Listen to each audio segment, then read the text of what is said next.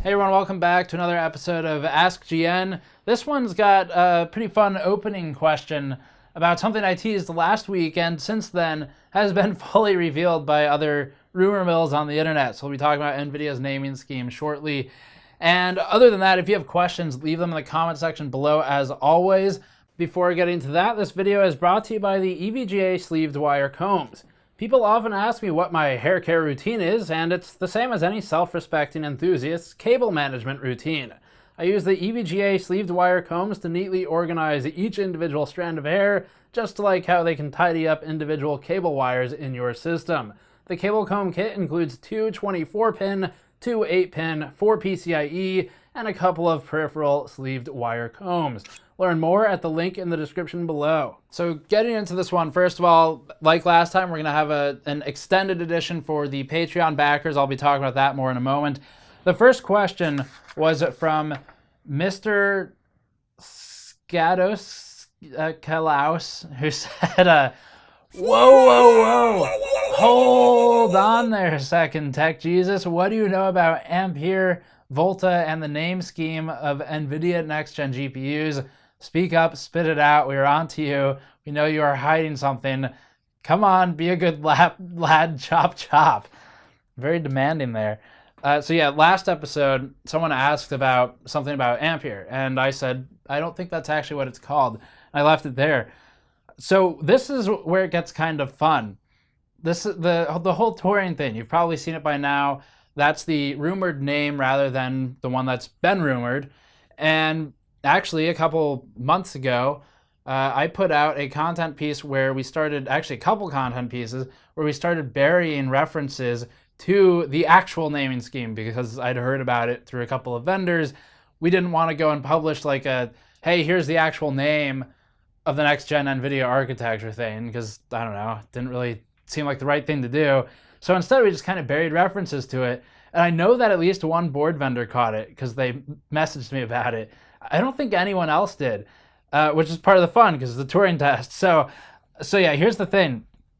Here's a quote from a content piece we put out with the what do manufacturers think of mining 6 months later. This is the second one I dropped, where I said, the primary concern from AIB partners is that they'll be left with overstock, and with new architectures looming, no Turing test needed for that, it's likely that those cards would remain on the shelves, blah, blah, blah. You get the idea. So that was, I think, the second instance of hiding something related to Turing in our content as a test for anyone who might have an idea that the name was different.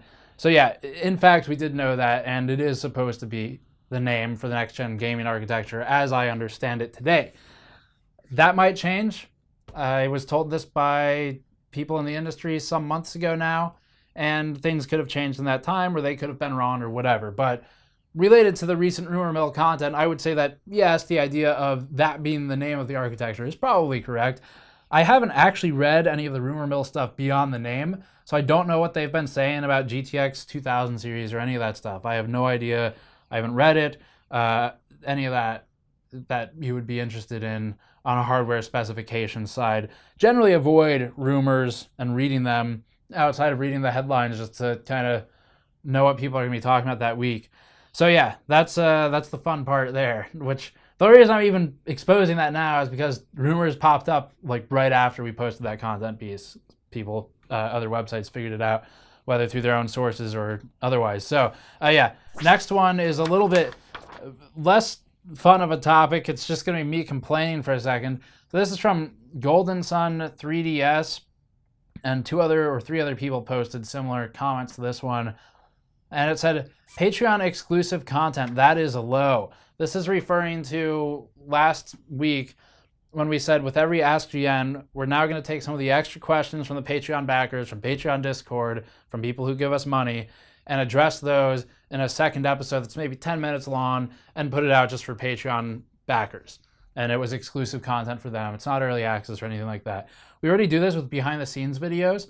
It's low quality production, admittedly. It's generally low quality content, but it's just some kind of interesting stuff to show the people who support us directly, hey, this is what we're working on. You might be interested in it. We're not going to invest a lot of time trying to produce it because the point is to not reduce the amount of content we're putting out on this channel, on the main one. So here's the thing. This is not us taking away content from the main channel. In fact, it's doing more work. We've added a video production slot to the schedule. So it's increasing our workload.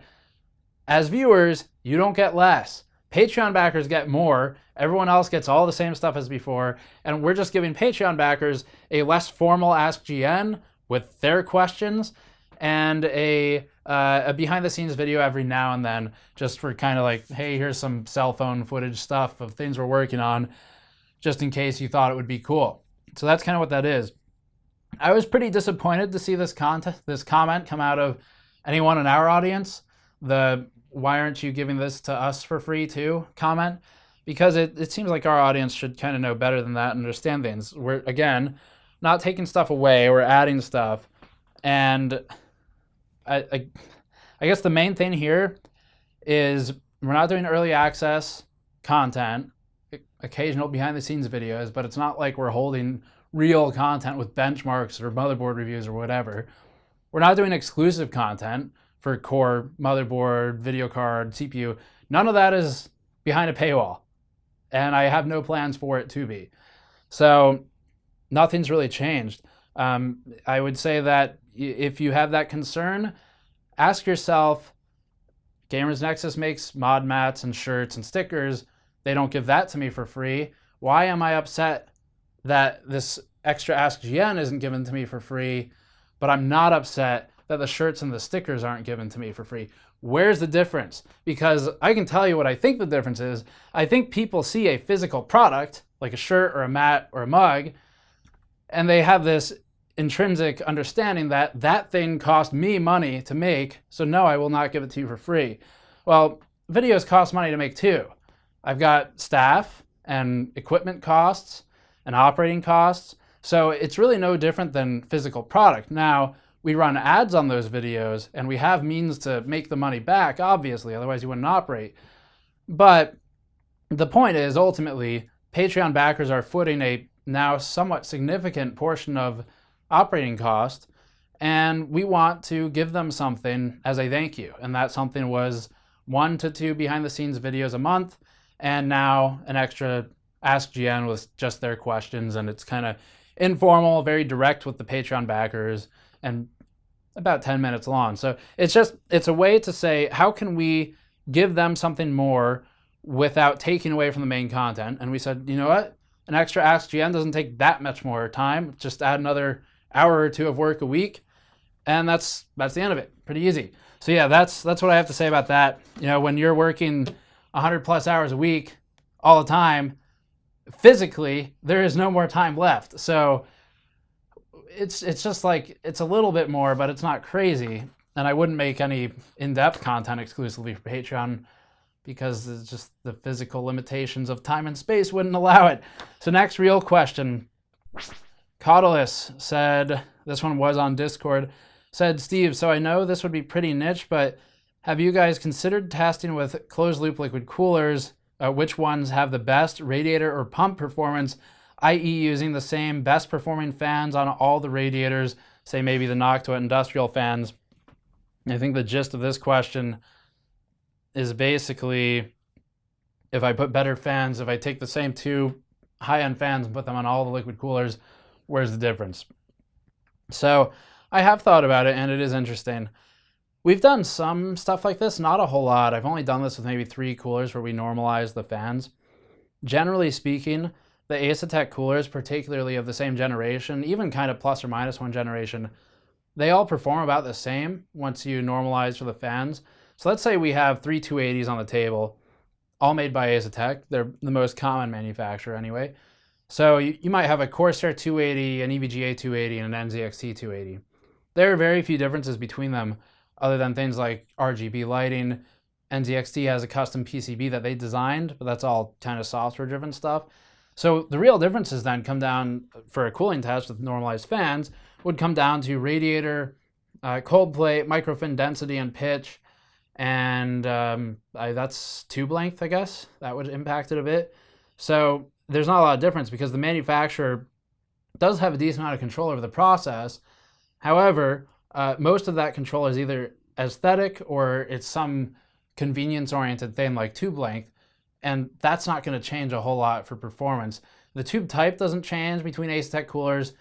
The cold plate doesn't change between Asetek coolers, I don't think. If it does, it's exceptionally minor, because I haven't been able to notice it. I've opened all of them.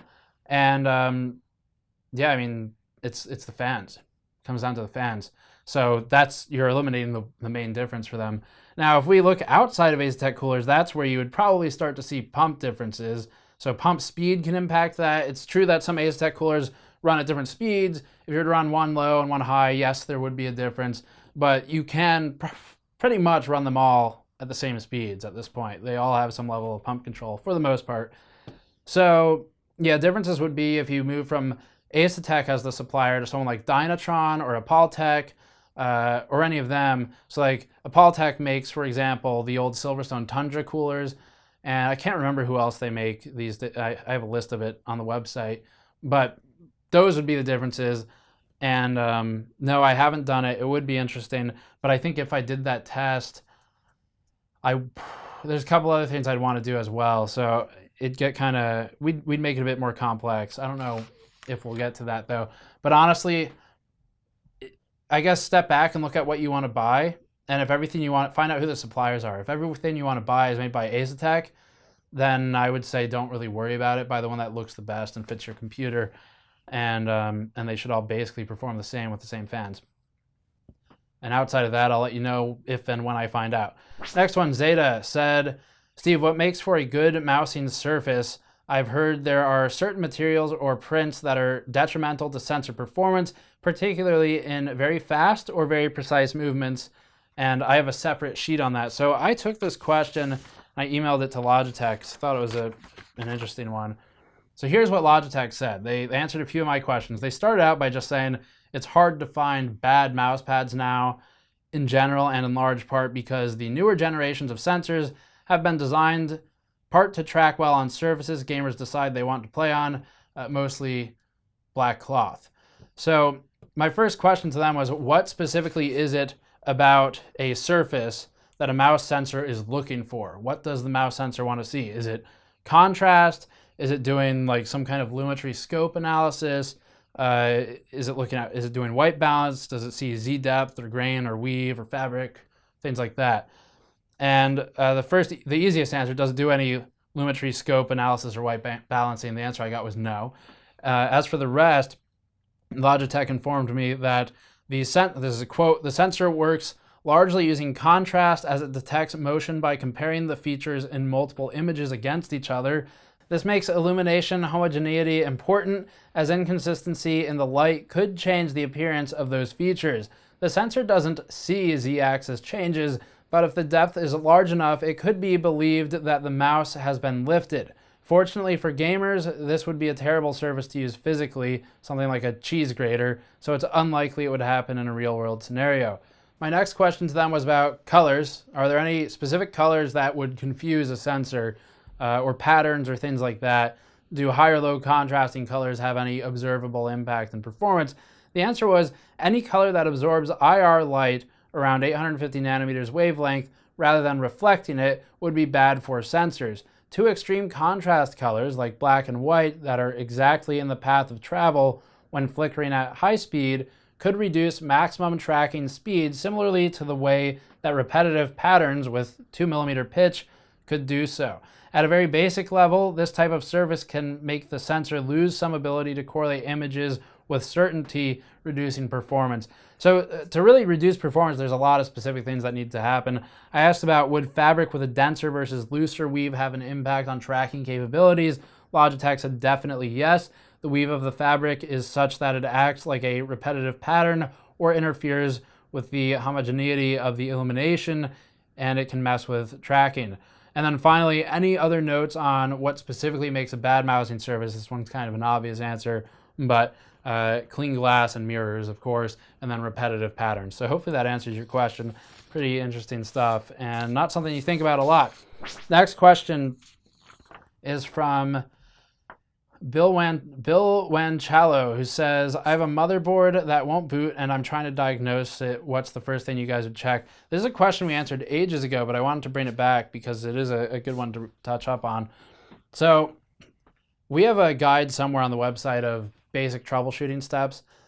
Some of the first stuff I would do off the top of my head in that scenario, in order of what's easiest to do, would be reseat the RAM, boot bare bones. So that would be like, do all these one at a time so you can actually identify the issue rather than just fix it and not know. But bare bones is probably a first. So anything that's not needed, disconnect it, make it simple. If you installed the motherboard without standoffs or you dropped a screw, there could be a direct short. That would definitely cause it to not boot. If the board is contacting the steel of the case rather than a standoff, then that would be a short. That would be your problem.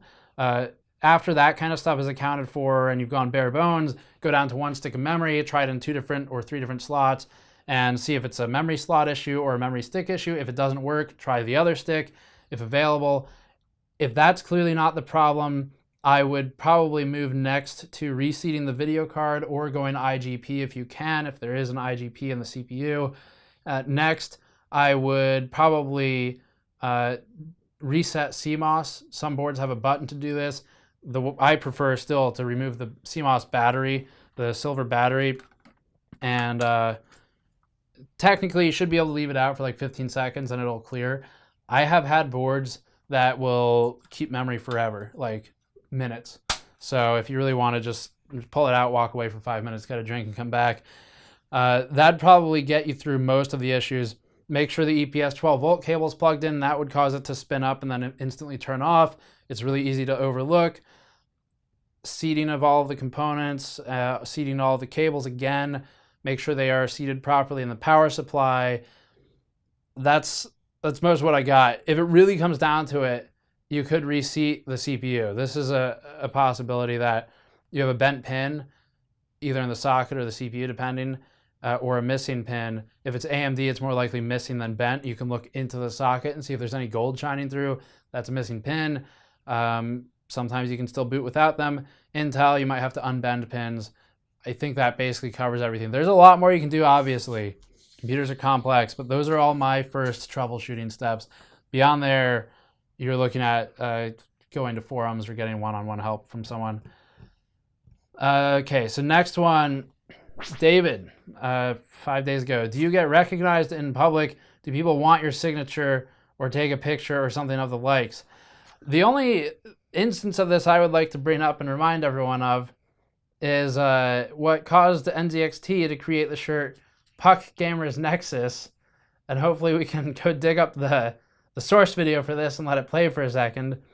But that was someone we work with in the industry in Taiwan who saw me and recognized me. I didn't know who it was till we got to the top of the escalator in that shot. But he saw me, went by and just said, "Yo, fuck Gamers Nexus." And I was like, I mean, this is everyone around you speaks Chinese. They're not speaking English. So just saying hi would be enough. But no, that got my attention. That was being recognized in public by someone with whom I work. So not really that special. That's probably the only real instance of that. I'll get recognized at trade shows where the entire audience and everyone in the convention center either works there and with us, or maybe at like PAX is a consumer. We got this a couple times at the Corsair booth last year, where you're at the Corsair booth, so it's people who like hardware. Got recognized a couple times, but it's not that common. So not really. I mean, at trade shows, yeah, definitely, and feel free to say hi. But yeah, not all that common. I don't work with celebrities like Jay. I think he gets recognized more. Next one, Cyrus R. I followed your MacGyver type hybrid 1080 hybrid cooler on a 1080 Ti FE guide. I had one immediately available. Now I'm worried about RAM on the furthest end next to the water block. That area really heats up and gets no airflow. So I can't speak specifically to your configuration without seeing a photo of it. However, we later tested after that guide. We did a Titan XP1 hybrid mod, and we tested what's the temperature of the VRAM and of the VRM. Because without the blower fan, the question was, are they still getting enough airflow? The answer was yes. neither was anywhere close to the max spec. They were actually doing quite well with just the base plate and whatever airflow was kind of just naturally there. So I wouldn't worry too much about it unless you have specific reasons to be concerned. As for the reference fan speed, if you're talking about the blower fan on the end of the card, you can leave that at like 25 to 40% and it'll be sufficient. It's not like it's contained anymore, so that should be sufficient. If you're really worried about it, you could find a way to spot check the temperatures. I would just, I guess it comes down to a question of how hot is it? Like, it's hard to say without thermocouples, but open up GPU-Z and make sure the GPU temperature looks good. GPU temperature looks good and your base plate is on, you're probably fine. And if you're really concerned, you can get a separate case fan and just blast it with that and you'll be good. If you start seeing things, if you get like shutdowns or artifacts, then there might be an issue. But without seeing it, I couldn't tell you more. Just do a couple more here. This one's quick. Prefix said, Steve, if I donate $1,000 to Patreon, can I have a shout out to my Twitch channel, twitch.tv/qmarchy? No, you can't. Don't give me any money for that because I'm not going to do it. Next question is from Street Guru, who says, maybe too late if you get this one, but with the Ryzen APUs out, will Newegg or others start advertising old Ryzen 3 and 5 bundles with the motherboards that don't support Raven Ridge out of the box?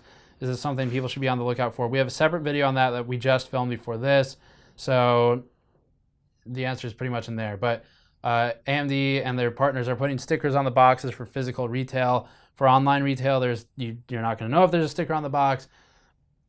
I think they're doing some kind of flashing kit, and if that isn't help to you, then AMD has assured me that their partners in each region are responsible for making sure that you actually can get a board working. So if it doesn't work, I think you have to email them, Newegg or whomever, and they'll take it back and get it flashed for you for free, I think. And if that's not the case, let me know. Last one, Jazzo Will says, question for askgn. I was wondering, am I worrying too much about my GPU's temperatures? I built a fan profile around mining to keep the card under 60 degrees. When gaming, I notice my fans will ramp up immediately. I try to keep it under 60 for everything, so it's about 59. I get 79% on the fans and get normally to 100% fans on modern titles with a 1080 Strix. Well, you're going for a pretty aggressive temperature. 60 is definitely good, and that'll get your boost clocks higher. It's like every 5C on Pascal gets you more boost. So that's definitely a good place to be, but you don't have to be there. I'd say let it go a little higher. You could run up to maybe 70, 75. You'll be fine. It's not going to hurt it. And your fans can quiet down. You'll lose some clock, but not much. We're talking like in the dozens of megahertz, not in the hundreds of megahertz. So that would be my first step. Second step is look at your case, make sure it has airflow, and if it doesn't, then resolve that, because that may be your problem. But without knowing more, that's kind of the most I can say. So Zeta, last one, said, would you say that the products on your store page are objectively cooler than the competition's offerings? Seeing as they are based in California for the most part, and we're not, I would say that yes, it is objectively cooler here than it is there, and therefore our products are, objectively speaking, cooler. I mean, if we just took the out-of-the-box thermals of them, they would probably be cooler. But that's just kind of, I mean, it just seems like basic science to me. I don't know, unless they're air conditioning theirs or something like that. That's it for this one. Again, there will be an extra Patreon questions Ask GN filmed after this. It should go live at the same time. We'll set it to, we'll post it on the Patreon page. But otherwise, you can leave your questions below for next time. Thank you for asking them and for watching. Go to patreon.com/gamersnexus to help us out directly. Go to store.gamersnexus.net to pick up one of our other non-free items as discussed in here. And I'll see you all next time.